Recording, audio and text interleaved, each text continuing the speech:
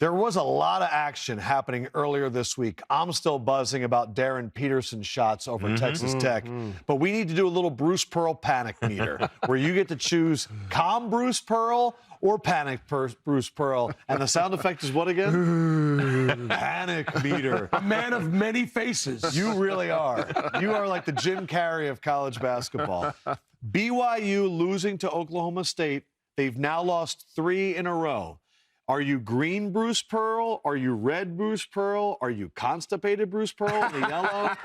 Sorry, I'm just kidding. Where would you go for BYU And he's wearing a green tie. I'm not going to panic, so probably the second least. Okay, the biting the lower lip but not panic. And here's the number one reason why.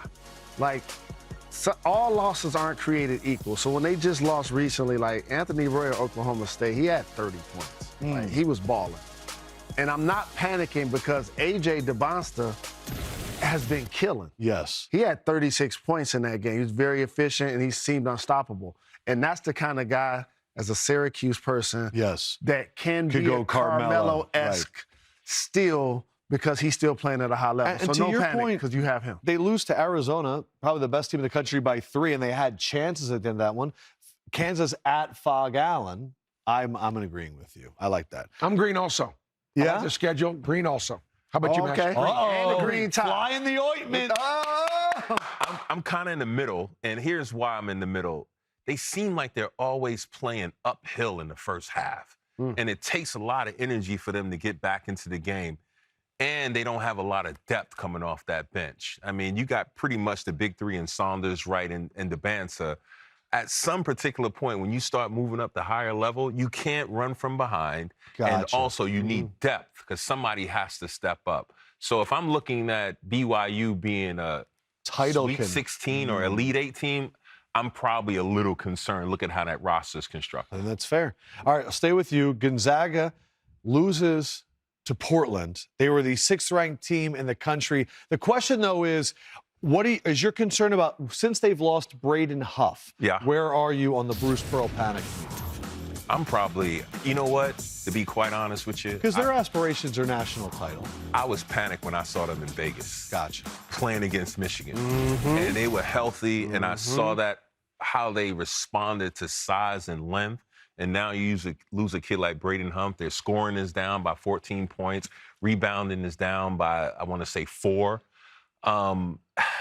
Gonzaga, to me, has to be fully healthy if they're going to compete. I think they're a Sweet 16 team. I don't think they're a national contender. So I would be panicked with them if this kid doesn't come back. Huff is out the rest of the season, so I believe. He's out. He was supposed to be out 4 to 8 weeks. That was 3 weeks ago. It was a left knee injury. So he could come back in 1. He could come back in 5. Hasn't been a lot of buzz, so it seems like it'll be more towards the long side. But we loved that duo in Vegas. He kind of unlocked a lot of them offensively. If he's out 4 to 6 weeks, he's out for the season, man. In my opinion, we're practically in March. We are in March. Yeah, because for him to come back and be effective, the player he was when he left, is going to be very challenging for him. I'm in red. I'm in panic. You're in full-fledged. I'm in full-fledged panic mode. I am. Because, like you said, plus 14, he's a double-double guy. He's their glue. He's their best player. And if he's not back, look, they're playing close games out there in the West Coast right now against really average teams. So if he's back and healthy, I think they can make a run. But without him, no, I'm red. One of the teams that has been top 10, it is that team in Lansing. Michigan State, we're going to focus here on their point guard, Jeremy Fears. The technical fouls and the issues as of late, Coach, where are you? Because Izzo's had to address it. Let me just take you through this really quick. You had the Michigan one where Dusty May said after the game, I didn't like that he had some dangerous moments. That upset Izzo, that one coach called out his player. Then there was this, if you look top left of the screen, the kickback right there. Izzo has said, I honestly don't know what I'm going to do, and I'm not lying to you guys, but it's been a consistent issue lately. Yeah, I think that the challenge is that Coach hold on, Izzo, panic meter, where are you? I'm yellow to red. I am yellow to red. I think the fact that Coach Izzo sort of had to call him out a little bit in the last game and say, look, I've not been able to get him under control. A couple things happen here. First of all, he's on the officials' radar. Okay, these officials are sent these tapes by their supervisors, so every move he makes is going to be over-scrutinized. This is a kid that needs to play with freedom. He's tough. He's aggressive. He's a winner. And he's going to be having to play knowing that all eyes are on him. I think the second thing is it could be a bit of a distraction for his teammates because they're not sure what he's going to do next. And it does reflect poorly, I think, on there's a difference between playing tough and physical and the extracurricular stuff. There's not a whole lot of need for it.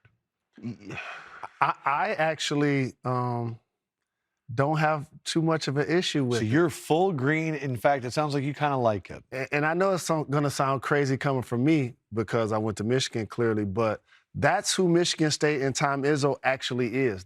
Their identity is we're going to be tougher than you, we're going to play harder than you, we're going to be more physical than you.